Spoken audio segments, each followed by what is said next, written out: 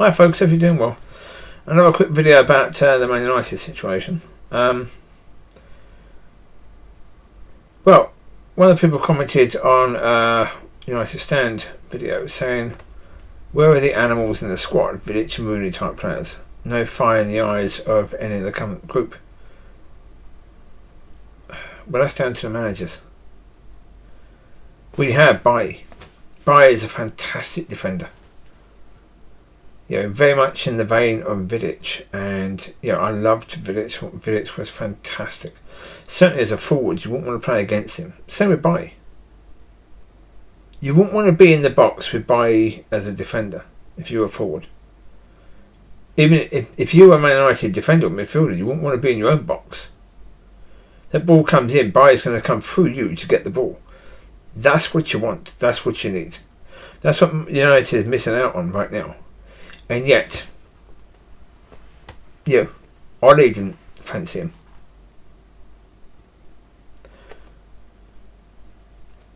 Rangnick didn't fancy him. Ten Hag doesn't fancy him. None of those managers like that sort of player. They want timid defenders. They want defenders that when a forward is going to shoot, they put their arms behind their back rather than try and actually tackle. Yeah. Well, because is it because they're too scared to give a penalty away? That might be the case. I don't know. There is definitely a reason behind it, but what the exact reason is, I don't know. But certainly, United do have those players, but not enough. Not enough. Not in any way, shape, or form. We don't have anyone up front who has that sort of fire. When was the last time a forward player at United got carded? When was the last time a defender or midfielder got carded? Well, Scott McTominay gets carded quite a lot because he just can't tackle. His knowledge of the game and ability is so incredibly poor.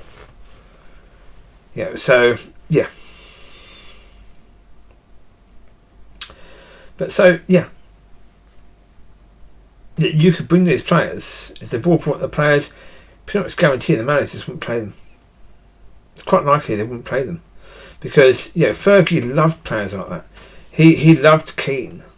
Keane got stuck in. He got carded a lot. He got a lot of red cards. But he got stuck in. Now, the thing about getting stuck in is there were times when the team sort of lulled a bit and they needed somebody to get the team rolled up. Well, they had those players. They had Rooney, they had Keane, they had Vidic, they had Schmeichel in goal. Now Schmeichel would come through you. Oh, no mucking around at all. He would come through you. To get the ball, he didn't care. But gradually, those sort of players have been weeded out of United. Not out of other teams. City have got players like that. So have Liverpool, so have Chelsea. They've got teams that would be quite happily, they would get injured for the team. But most wouldn't do that. They just wouldn't. They wouldn't do it. But that's what you need. If you're going to get back to where you want to be as a club, it's not about having players who are willing to die for the club. It's about having players who respect the game and who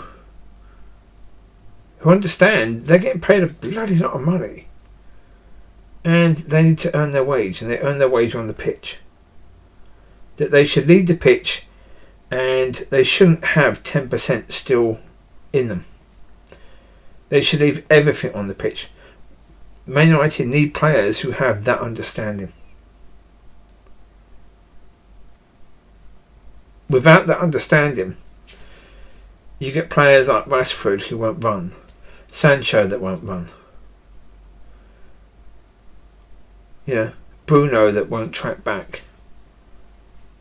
You get this where, like Brentford, they ran, I think, 20 miles more than Man United players did in that game.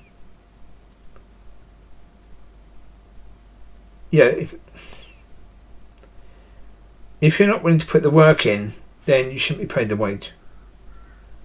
Really is as simple as that. If you're not willing to put the work in, you shouldn't be paid the wage.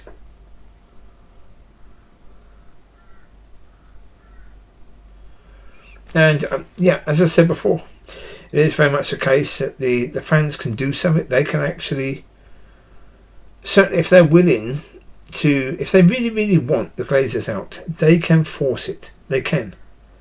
But they're going to have to go extreme. And extreme means stop the money. As I said yesterday, if you stop the money, the Glazers will eventually, decide to do something. They will either sell up or they will be willing to put money in their own money. Because once that money dries up, they're going to panic. And if it dries up, and it's dried up for a prolonged amount of time, so they will lose their sponsorship. All those sponsors will just pull out, and they can legally pull out, because the sponsorships will have a deal to say, we will continue sponsoring you so long as. So if we take the so long as out of the equation, boom. They pull out. If they pull out, that's really bad. And if fans worldwide decide to put the club first rather than their own image first, because this is very much the point.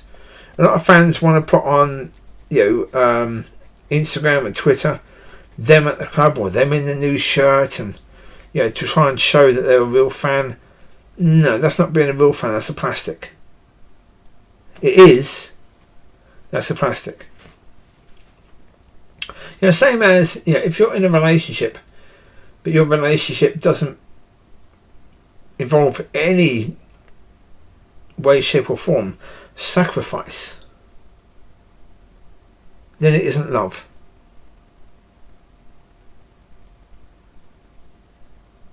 If your relationship is all about you and you looking good, and all your relationships are like that, you deserve to be single. Now, most fans, their relationship with their clubs are just like this. Their relationship with their clubs are all about them looking good, the fans, individually. Not as a collective, individually. So therefore, if they're ones who travel to go to the game, they will keep doing that, because do they like to boast about that? Oh my God, do they? I mean, how many people that actually travel like to keep that quiet? The ones that keep it quiet, they're the real fans. The ones that go on to Twitter and Instagram and vlog about it all, and no, they're not real fans. They're doing it for the praise that they can get, the adulation that they can get, the fact that they're putting themselves out there as a real fan, as a true fan, because they go the miles.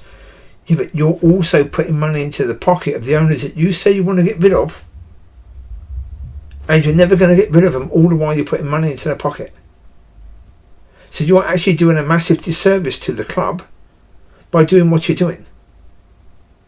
You think you're serving the club by going? No, you're not. You're disserving the club by going.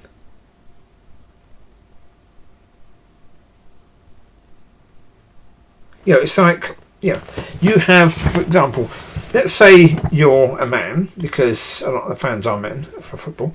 Let's say you're a man, and let's say you have a wife, and that wife absolutely hates her family.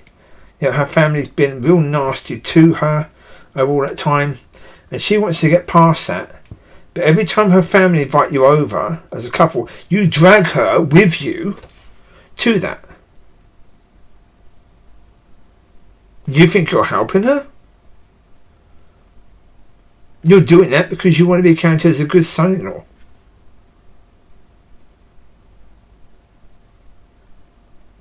But is that really helping the one you're supposed to love? Well, as a football fan, if you are saying that you want the owners out because the owners are really, really damaging the club, you are still putting all those Instagram photos up of you with a new shirt on, a new kit, or you outside the club going in to watch a game, or you at the stadium or from the stadium, or going to a away match, but you showing that on Instagram or Twitter, yeah. Yeah, the Glazers love you. Yeah, you know the ones you hate? They love you. Yeah. Because you're keeping the sponsorship going. Oh, they love you. Yeah, yeah. Protest as much as you like. So long as you're protesting in the new shirt. Yeah, they love that. Yeah, absolutely love that. They think that is absolutely brilliant.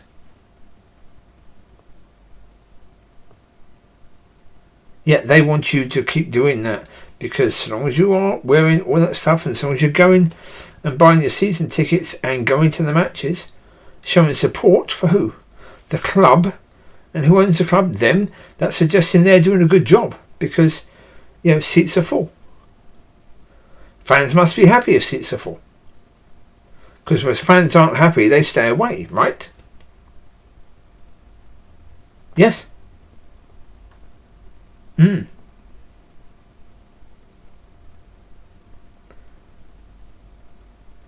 So that's why, how bad have things got to get for Manchester United for fans to actually stay away?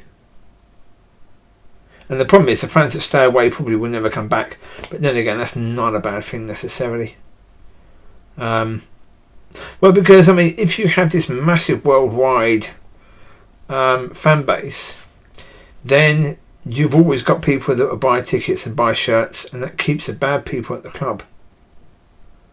So for a load of those people to walk away because the club has got so bad is probably a good thing. I certainly wouldn't see that as a bad thing for the club, not in any way, shape or form.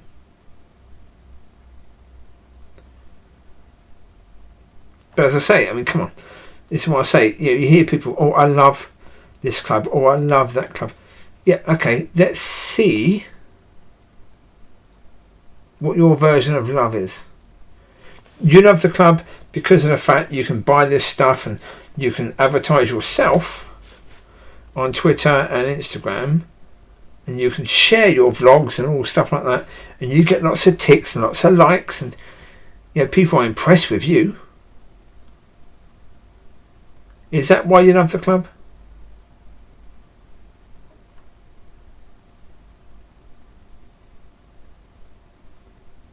Alex Ferguson loved football because he understood that football was for the workers. He understood that after workers had been out for the week and working and were knackered after putting in a week's work, yeah, they had that respite at the weekend. They went to see their club, and he believed that those fans deserved to be entertained. That's why he wanted to play entertaining football all the time, and that's why he wanted players at the club who would play in that way, because that was his philosophy. That's where his love of football came from. Okay. Do you think the owners have the same view? No. So should we want to get rid of them? Yes. Yeah, of course.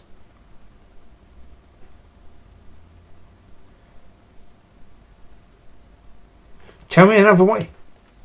Tell me another way that we're going to get rid of the owners, that we as fans can put pressure on the owners for them to sell.